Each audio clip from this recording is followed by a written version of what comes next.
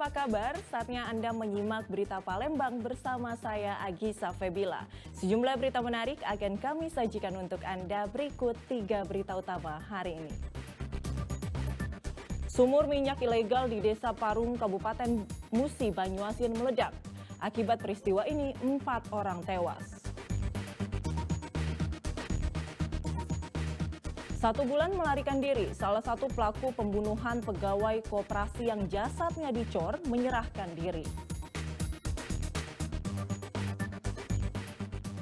Sambut Tahun Baru Islam 1446 Hijriah, ribuan warga Ogan Komering Ulu gelar pawai akbar.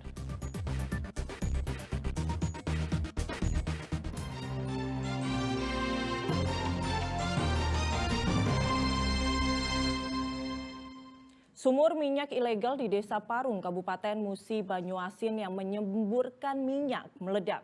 Akibat peristiwa ini 4 orang tewas.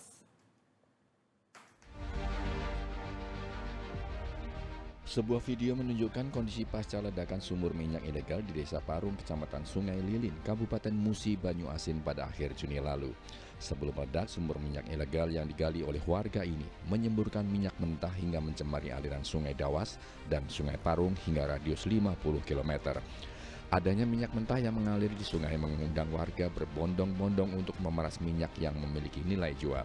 Sumur minyak ilegal tersebut meledak dan menyebabkan 4 orang tewas serta 4 orang lainnya mengalami luka serius. Usai kejadian, polisi melakukan penyidikan dan menangkap 1 orang yang merupakan pemilik sumur dan menetapkannya sebagai tersangka. Penetapan tersangka didasari oleh pengeboran sumur minyak secara ilegal dan menyebabkan kerusakan lingkungan serta adanya unsur kelalaian sehingga mengakibatkan korban jiwa. Yang kami tangkap saat ini pelaku merupakan pemilik sumur. Kemudian berkaitan dengan korban, kami sudah melakukan penyidikan dan menanggapi dari pelaporan dari masyarakat, dan sampai saat ini tidak ada laporan kami yang hilang. Jadi semuanya sudah ditemukan, yaitu tadi 4 korban meninggal dan 4 korban luka bakar. Kemudian untuk lokasi yang tercemar sepanjang Sungai Parung sekitar 5 km itu sudah dilakukan pembersihan. Kami berkoordinasi dengan Forkopimda melibatkan SK Migas dan K3S dengan SK Migas dan BPPD, kemudian dari Pemda, dari PPP dan juga Basarnas untuk melaksanakan kegiatan mitigasi, yaitu pembersihan sungai. Pemda setempat masih melakukan pemulihan kerusakan lingkungan sebagai dampak dari peristiwa itu dengan melakukan pembersihan sungai. Polisi juga membuka posko pengaduan terkait warga yang menjadi korban dan belum ditemukan, serta mengejar seorang tersangka lainnya. Tersangka bakal diancam pasal berlapis dengan ancaman hukuman penjara maksimal 10 tahun. Muhammad Ardiansyah melaporkan dari Palembang.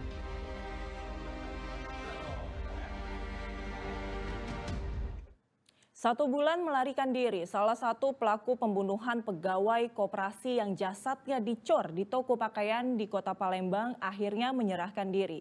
Selama pengejaran polisi, pelaku bersembunyi di sebuah kebun di Kabupaten 4 Lawang.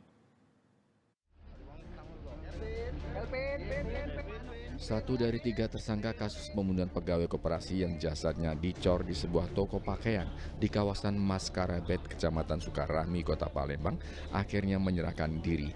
Tersangka Kelvin didampingi keluarganya menyerahkan diri ke Polsek Sukarami. Kelvin langsung dilimpahkan ke Polrestabes Palembang. Selama 1 bulan pelariannya, tersangka bersembunyi di sebuah kebun di Kabupaten 4 Lawang.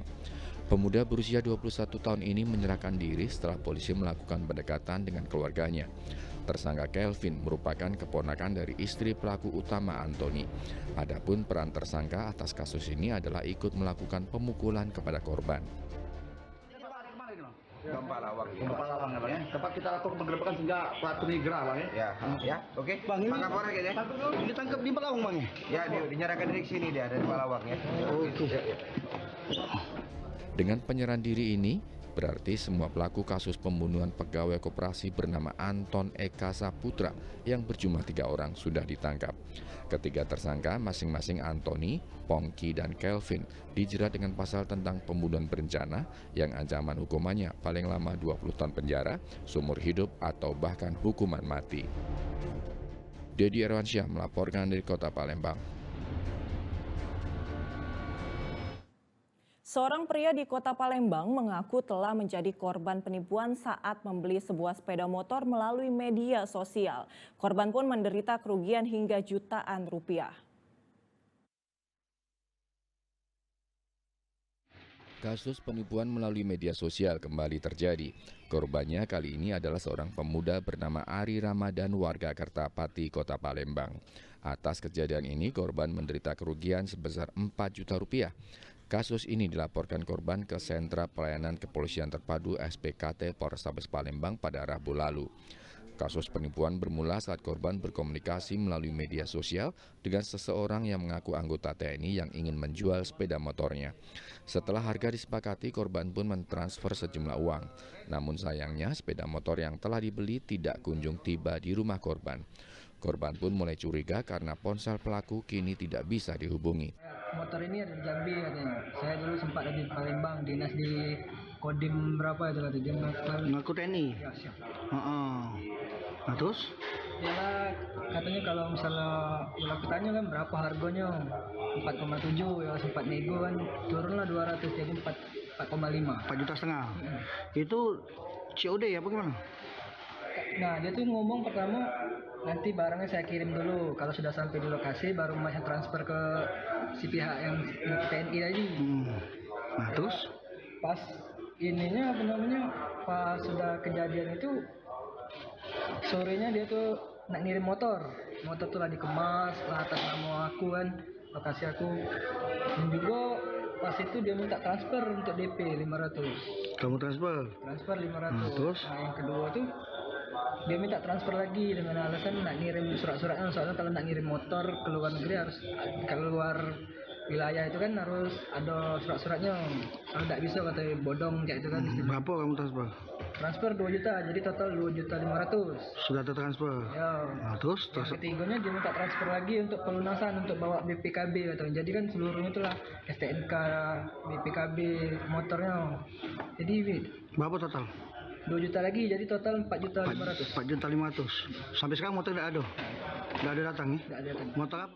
Untuk kepentingan penyidikan, korban diminta menyerahkan bukti transfer dan percakapan dengan pelaku. Sementara kasus ini sudah ditangani Unit Pidana Umum Satreskrim Polrestabes Palembang. Dedi Erwansyah melaporkan dari Kota Palembang. Polisi meringkus 2 orang pelaku pencuri spesialis sepeda motor di Kota Palembang. Seorang pelaku diantara nyaris lolos karena berlari ke dalam hutan. Rizka Aldila berusia 36 tahun hampir saja lolos dari sergapan petugas saat hendak diamankan. Pelaku spesialis pencurian sepeda motor ini diamankan polisi saat hendak melarikan diri ke dalam hutan di Desa Telok Gayam, Kecamatan Gelumbang, Kabupaten Muara Enim. Selain Riza Fafdilah, tim booster dari Polsek Ilir Timur 2 terlebih dahulu mengamankan pelaku lainnya bernama Sandi Oktaria berusia 33 tahun di kawasan Keramasan, Kota Palembang. Keduanya ditangkap setelah menjadi buronan polisi usai melakukan pencurian sepeda motor di kawasan Pasar Kuto, Kecamatan Ilir Timur 2, Kota Palembang pada bulan Mei lalu. Atas nama S itu kami tangkap di Keramasan, kalau R kami tangkap di Gelumbang, Desa Teluk Gayam. Ini pelaku spesialis apa, Bu? Pencurian curanmor saja atau apa, Bu? Ya, spesialis curanmor. Sudah berapa kali melakukan aksinya, Bu? 1 kali. Pengakuan dari TSK melakukan 1 kali, namun kami masih melakukan penyidikan. Modus yang dilakukan, Bu? Modus yang dilakukan menggunakan kunci T. Jadi mereka mengambil motor pada saat di parkiran, kemudian menggunakan kunci T, kemudian langsung dieksekusi. Dalam hitungan detik, Bu? Dalam hitungan detik. Salah satu dari pelaku pencurian merupakan residivis kasus pembunuhan yang baru bebas pada tahun 2019 lalu. Dari tangan pelaku, polisi mengamankan barang bukti sepeda motor yang sempat dijual kepada penadah. Muhammad Ardiansyah melaporkan dari Palembang.